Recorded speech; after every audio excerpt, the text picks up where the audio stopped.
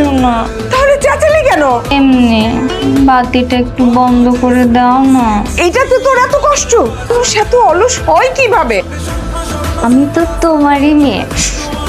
আমি পারবো না, তুই নিজে নেমে এসে সুইচটা অফ কর। আজকের মতো আমার এই কাজটা করে দাও, কালকে থেকে তোমার দিয়ে আমি কোনো কাজ করাবো না। আমি পারবো না, নিজে সুইচ অফ কর।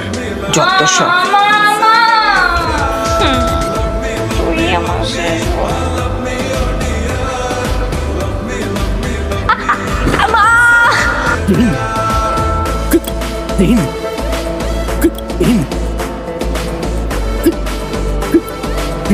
আমি তোমাকে বলছি না, আমার একমাত্র আদরের মেয়ে তো।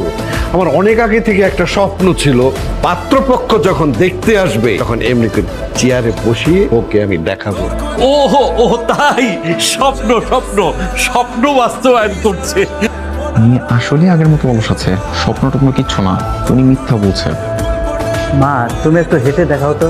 হেঁটে দেখাবো? এখন আমাকে দেখেন, আমি যাওয়ার সময় তো হেঁটে যাব, তখন আমার হাঁটা দেখেন। হাঁটতে কষ্ট হচ্ছে তাই তো? ঠিক আছে আপনি বসে থাকেন, হাঁটতে ঠিক আছে। আপনি যেহেতু আমাদের সামনে বসে আছেন, আমাদের সবাইকে একটু খাবারটা পরিবেশন করেন। মা সবাইকে নাস্তা এগিয়ে দাও। মা, সবাইকে চা নাস্তাগুলো একটু আগায় দাও তো।